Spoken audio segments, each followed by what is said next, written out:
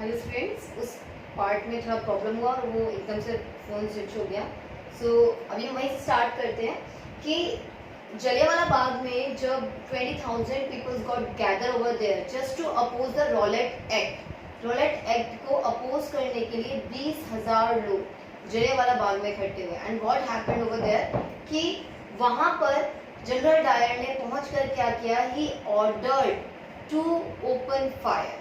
ये order for open fire, लोगों के ऊपर ओपन फायर करने का क्या कर दिया, ऑर्डर कर दिया। एंड व्हाट हैपेंड कि अकॉर्डिंग टू रिपोर्ट्स ऐसा कहा जाता है कि तब तक गोलियां चलाई गई जब तक कार्टेजेस खाली नहीं हो गए।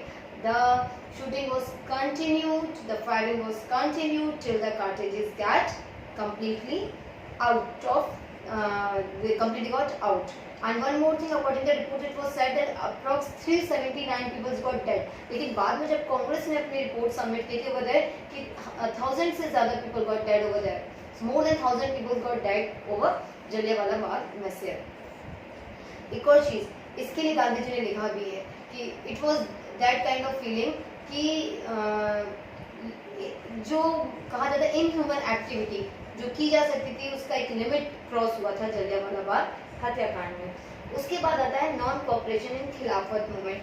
व्हाट हैपेंड, टर्की का जो मुस्लिम किंग था that was renowned as a title of खलीफा। तो जो इंडियन मुस्लिम्स थे उन्होंने कॉपरेट किया टर्की के मुस्लिम यूनियन को, और जो उसका लीडर था उनके वहाँ का जो राजा था उसको खलीफा कहा जाता था। लेकिन व्हाट हैपेंड कि टर्की के साथ जो इनकी ट्रीटी हुई ब्रिटिशर्स की, उस दौरान खलीफा जो ये पोस्ट थी, इस पोस्ट को क्या कर दिया गया, अबॉलिश कर दिया गया। टर्की पे इन्होंने अपना रूल स्टैब्लिश कर लिया और इस तरह से गांधी जी को केसरे हिंद का टाइटल दिया था, वहाँ पर दिया गया था, उन्होंने उसको वहाँ पे वापस किया। लेकिन व्हाट हैपेंड ओवर देयर कि खिलाफत मूवमेंट जो था, इसी को कहा गया था खिलाफत मूवमेंट, कि खिलाफत मूवमेंट में क्या था, जो खलीफा पोस्ट एबॉलिश कर दी गई थी उसके अपोजिशन में साथ ही साथ जो जलियांवाला बाग मैसेयर हुआ था, रॉलेट एक्ट हुआ था, इसके अपोजिशन में चलाया गया नॉन कॉपरेशन मूवमेंट। एक तो खिलाफत मूवमेंट जो खलीफा की पोस्ट अपोज की गई थी, जो सारे मुस्लिम्स यूनाइट होकर कुछ कर रहे थे, वो खिलाफत मूवमेंट के खिलाफ, जलियांवाला बाग मैसेयर जो हुआ उसके खिलाफ, और रॉलेट एक्ट, इन सब के खिलाफ जो मूवमेंट स्टार्ट हुआ that was non cooperation movement. Gandhi ji ने कहा हम पीसफुली काम करेंगे और पीसफुली उनको क्या करेंगे, कॉपरेट नहीं करेंगे। पीसफुली हम ब्रिटिशर्स को कॉपरेट नहीं करेंगे, मतलब कि उनके टाइटल्स छोड़ देंगे, जो भी उनकी गवर्नमेंट जॉब्स कर रहे हैं वो छोड़ देंगे, चाहे उनका लेजिस्लेचर है वो छोड़ देंगे, गवर्नमेंट स्कूल्स छोड़ देंगे, सब कुछ छोड़ देंगे। साथ ही साथ पीसफुल प्रोटेस्ट करेंगे, जगह जगह क्या करेंगे, पीसफुल प्रोटेस्ट करेंगे। और जो उनका unjust government, there was unjust government of Britishers, कि उनकी जो गवर्नमेंट है that is not justiceful, that is not doing justice to Indian citizens. तो उनकी अनजस्ट गवर्नमेंट के खिलाफ हम क्या करेंगे, we will going to protest against the unjust government of the Britishers. So then what happened, they came in opposition, सभी लोगों ने यही करना शुरू किया, वहाँ के उनके ऑफिसेज में जाना बंद कर दिया। लाइक उनके जो ऑफिसेज में काम करने वाले लोग थे उन्होंने वो जॉब छोड़ दी, उन्होंने हर चीज़ की चिंता किए बिना सब कुछ छोड़ दिया, उन्होंने जॉब छोड़ दी, उन्होंने गवर्नमेंट टाइटल्स, लेजिस्लेचर, जहाँ पे भी वो जाते थे वो सारे गवर्नमेंट स्कूल सब छोड़ दिए। देन व्हाट हैपेंड, पहली बार लोग इतना ज़्यादा क्या हुआ था, अपोज करने के लिए निकले थे। 30,000 peoples were put on jail also. जब वो पीसफुल प्रोटेस्ट कर रहे थे तो क्या हुआ, अच्छा गांधी जी ने एक और बात की थी, जब आप पीसफुल प्रोटेस्ट करेंगे ना, जो पीसफुल प्रोटेस्ट करेंगे, काम पर नहीं जाएंगे, उनके गवर्नमेंट जितनी भी ऑफिसेज हैं, टाइटल्स हैं, वो सब छोड़ देंगे, लेकिन आपको खुद को डिसिप्लिन में रखना है। खुद को किस में रखना है, डिसिप्लिन में रखना है। लेकिन ऑन द कॉन्ट्रेरी हुआ क्या, जब लोग पीसफुल प्रोटेस्ट कर रहे थे, काम करने से मना कर रहे थे, तो 30,000 peoples were put in jail, तो उनको जेल में डाला गया। 30,000 पीपल्स को जेल में डाला गया नॉन कॉपरेशन मूवमेंट में। साथ ही साथ होता क्या है इसमें कि पहली बार था जब लोग इतनी संख्या में बढ़ चढ़कर हिस्सा ले रहे थे। एंड व्हाट हैपेंड, जब इनको जेल में डाला गया, इसके पीछे बोर्ड पे लिखा हुआ है, switch on the board also, कि हुआ क्या जब इतने लोगों को जेल में डाला गया over there. So what happened over there कि लोगों ने इसका अपोज किया, उन्होंने क्या किया, they set on fire the police station. The police station got set on fire by the public. Public ने police station जला दिया। 21 sepoys and 1 inspector got died in that incident. तो उस दौरान 21 सिपाही और एक इंस्पेक्टर उस हिंसा में मारे गए। तो जब गांधी जी को ये फील हुआ, नॉन कॉपरेशन मूवमेंट में ये पीछे लिखा हुआ है, so let me switch on the board. तो गांधी जी को फील हुआ कि ये चीज़ क्या होती जा रही है, वायलेंट होती जा रही है, तो उन्होंने इसको बैक ऑफ कर दिया, इस मूवमेंट को बंद कर दिया। So let me switch on the board please. Hello students, let me tell you one thing. There is some problem in my gadget, so that's why I'm facing a little bit problem in making the video. So but let me continue again with my second video. कि जो non cooperation movement चल रहा था, over there what happened, Gandhi ji ने कहा था कि peaceful protest करना है, लेकिन व्हाट हैपेंड कि 30,000 peoples when were put on jail, they were sent to jail, so public got fierce and public got angry on that, and they put on the police station on fire, and over there 21 sepoys and one inspector got killed in that violence. So Gandhi ji at Chauri Chaura especially, so what happened to Chauri Chaura police station था गोरखपुर, उधर क्या होता है कि जब peaceful protest हो रहा था और इतने लोगों को जेल में डाला जा रहा था, तो लोगों ने क्या किया, उसको पुलिस स्टेशन को जला दिया। ओवर देयर 21 सेपॉइज, 21 सिपाही, एक इंस्पेक्टर, ये सभी मारे गए।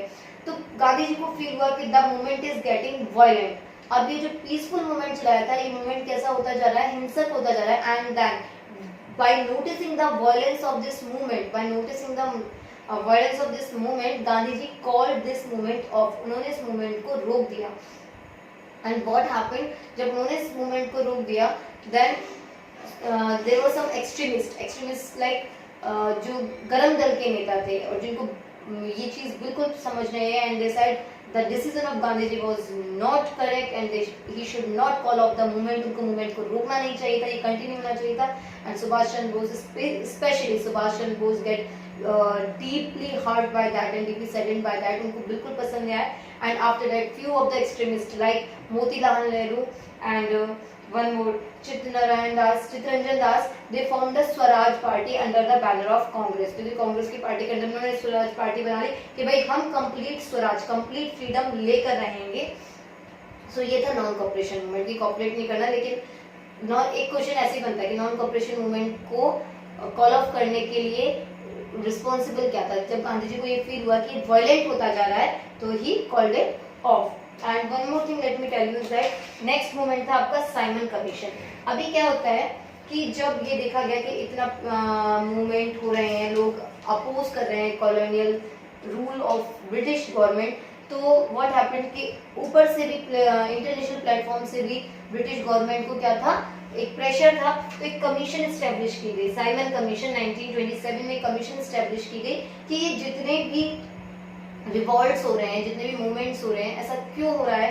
तो साइमन कमीशन जब एस्टेब्लिश की गई, तो व्हाट हैपेंड ओवर देयर कि साइमन कमीशन में एक 7 मेंबर कमेटी बनी थी under the leadership of sir John Simon.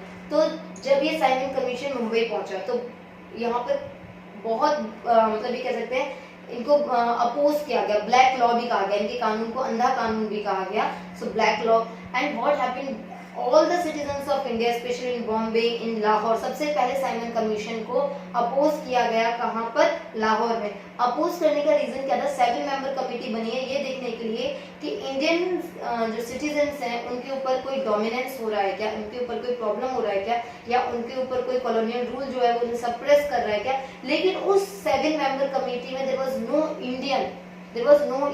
जब कोई एक भी मेंबर इंडियन नहीं है, सारे ब्रिटिशर्स ही हैं और उस कमीशन में, तो आप सोचिए वो कमीशन कैसे अपनी रिपोर्ट जो देगी वो ट्रुथ रिपोर्ट देगी, how that report can be a faithful report as well.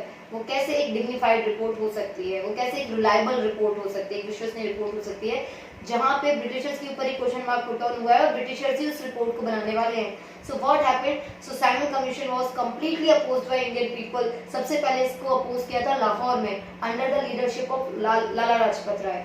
तो लाला लाजपत राय जी की लीडरशिप के अंदर इसको अपोज किया गया लोगों ने किया गया 3 फेब 1928 में। 3 फेब 1928 में लाहौर में सबसे पहले इसे अपोज किया गया। उसके बाद क्या होता है कि जब साइमन कमीशन बॉम्बे पहुंचता है वहां पे भी लोगों ने इसे अपोज किया, ब्लैक पट्टी बांधते हैं तो उसको ब्लैक लॉबी कहा गया कि साइमन गो बैक। उन्होंने क्या नारे लगाए 10 लोगों ने, Simon go back, Simon go back, Simon तुम वापस जाओ, मतलब साइमन कमीशन हमें चाहिए ही नहीं। क्यों चाहिए जब कोई भी एक इंडियन मेंबर इस कमेटी का मेंबर ही नहीं है। देन व्हाट हैपेंड, जब लाहौर में लाला लाजपत राय जी ने इसको अपोज किया था अपनी जनता के साथ, पीपल्स के साथ, then what happened, innumerable sticks मारे गए थे लोगों में। तो लाला लाजपत राय भी उसमें शामिल थे, उनको चेस्ट पे इंजरीज हुए थे और after 1 month he got died. और साइमन कमीशन ने जब अपनी रिपोर्ट सबमिट की तो उन्होंने ऐसा लिखा कि कोई भी ब्रिटिश का जो कॉलोनियल रूल है वो डोमिनेंस कर ही नहीं रहा है, ऐसा कोई डोमिनेंस नहीं है, कोई इंडिपेंडेंट, वो अपना स्वतंत्र राज्य चला ही नहीं रहे। उन्होंने अपनी कमीशन की रिपोर्ट में ये लिख कर दिया, जबकि it was totally wrong, so the report was not reliable. Simon Commission के बाद जो नेक्स्ट आया था that was after Simon Commission there was one, एक और चीज मैं आपको बताती हूँ कि साइमन कमीशन को जब अपोज किया गया तो साइमन कमीशन के अपोज करने के बाद जो नेक्स्ट मूवमेंट आया था that was civil disobedience movement. Next movement was civil disobedience movement.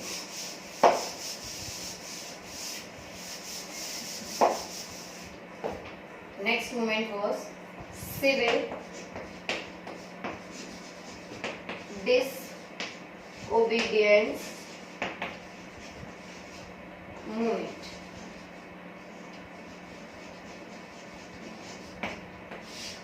इस सिविल डिसओबीडियंस मूवमेंट में क्या था कि जो रूल्स बना रखे थे गवर्नमेंट, ब्रिटिश गवर्नमेंट ने, उसको तोड़ना था। कैसे तोड़ना था देखिए, ना तो उनका कोई भी सामान यूज करेंगे हम, बिल्कुल कंप्लीटली अपोज करेंगे। गांधी जी ने क्या किया था, डांडी मार्च किया था। क्या किया था, डांडी मार्च किया था। And with along with few members he proceeded towards a village Dandi nearby 200 km away from Sabarmati Ashram in Gujarat. And what happened, he proceeded by foot, and over there what happened, he manufactured salt for the first time, क्योंकि नमक बनाने की permission नहीं थी, लेकिन उन्होंने वहां पर क्या किया, वहां पर डांडी विलेज में पहुंच के समुद्र के किनारे उन्होंने क्या किया, नमक बनाया और उन्होंने ब्रिटिशर रूल को क्या किया, अपोज किया। हमारी कंट्री में हमें ही कोई भी प्रोडक्शन करने की इजाजत क्यों नहीं है, तो उन्होंने ऐसा किया। एंड साथ ही साथ लोगों से कहा कि आप सब कुछ, सारे जो भी ब्रिटिशर गुड्स हैं उनको क्या करेंगे, उनका बाइकआउट करेंगे, चरखा चलाएंगे, चरखा चला के क्या करेंगे, उनको डिसोबे करेंगे। जहां उन्होंने बना कर रखा था उनके अंडर में सप्रेशन में काम करना था, तो चरखा चलाकर क्या हुआ, सिविल डिसोबीडियंस मूवमेंट चलाया गया, डिसओबे किया जाने लगा। अब ये पहली बार था जब विमेन्स ने और स्टूडेंट्स ने भी क्या किया, इसमें बहुत बढ़ चढ़ के हिस्सा लिया। क्यों, क्योंकि जो स्टूडेंट्स थे उन्होंने स्कूल कॉलेजेस सब छोड़ दिए, सारे गवर्नमेंट स्कूल कॉलेजेस छोड़ दिए, विमेन्स सबको छोड़ दिया गया। अभी क्या होता है, उन्होंने कहा कि अब आपको क्या करना है, आपको डिसओबे करना है, उनके जो रूल्स है उनको क्या करना है, पीसफुली डिसओबे करना है। फिर क्या होता है कि सिविल डिसओबीडियंस मूवमेंट के बाद क्या होता है कि इस मूवमेंट के बाद भी फिर ब्रिटिशर्स ने गांधी जी को बुलाया, फिर गांधी इरविन पैक्ट हुआ, समझौता हुआ कि उसके तहत ऐसा है भी आप लोगों को ऐसा कुछ करने की जरूरत नहीं है और इंडिया को एक डोमिनेंस स्टेट बनाया जाएगा, इंडिया को खुद का जो एक स्टेटस है उसका वापस किया जाएगा इंडिया को, और इंडिया को अंडर डोमिनेंस से क्या किया जाएगा, हटाया जाएगा, अंदर ब्रिटिश डोमिनेंस से रिलीव किया जाएगा। गांधी इरविन पैक्ट हुआ, फिर राउंड टेबल कॉन्फ्रेंस हुई, गोलमेज सम्मेलन, लेकिन वहां से गांधी जी जब लौटे तो वो सेटिस्फाइड लौटे, वो जो अपने पक्ष लेकर वहां गए थे या जो बात वो वहां बनवाना चाहते थे वो सब नहीं हुआ, तो Gandhi ji was not satisfied from round table conference. और उसके बाद गांधी जी ने कांग्रेस पार्टी से खुद का क्या कर दिया, रेजिग्नेशन दे दिया, और उन्होंने फिर उसके बाद दूसरी तरह से काम किया। कैसे काम किया कि देखिए, सिविल डिसओबीडियंस मूवमेंट में जो कुछ भी, सिविल का मतलब वही है कि जो कुछ भी ब्रिटिश गवर्नमेंट के रूल्स थे उनको क्या करना था, डिसओबे करना था, जिसके चलते क्या किया गया, डांडी मार्च की गई और क्या बनाया गया, नमक बनाया गया। And over there what happened, one more thing, कि चरखा चला के क्या किया था कि भाई आपको कोई भी चीज सामान नहीं खरीदना, सबको बाइकआउट करना है। पहली बार विमेन और चिल्ड्रंस ने भी इसमें पार्टिसिपेट किया, उन्होंने स्कूल जाने से, कॉलेज जाने से मना कर दिया, ना किसी स्कूल जाते थे ना कॉलेज जाते थे, जगह जगह उन्होंने पीसफुल प्रोटेस्ट करना शुरू किया और चरखा चलाया। लेकिन ये मूवमेंट भी प्रॉपर्ली फेल नहीं हुआ। लेकिन हाँ, इन सभी मूवमेंट्स ने, जितने मूवमेंट्स आए, इन सभी मूवमेंट्स ने क्या किया, इन सभी मूवमेंट्स ने जो इंडियन नेशन के पीपल थे, सिटीजन ऑफ इंडियन नेशन, उनके अंदर एक नेशनलिज्म की फीलिंग इन्फ्यूज कर दी। सब लोग क्या होने लगे, नेशनलिस्टिक होने लगे कि भाई हमें तो आज़ादी ही चाहिए और ये किया जा सकता है। उसके बाद जो नेक्स्ट मूवमेंट्स थे वो थे पर्सनल सत्याग्रह, वो थे पर्सनल सत्याग्रह। इसको व्यक्तिगत सत्याग्रह भी कहा जाता है।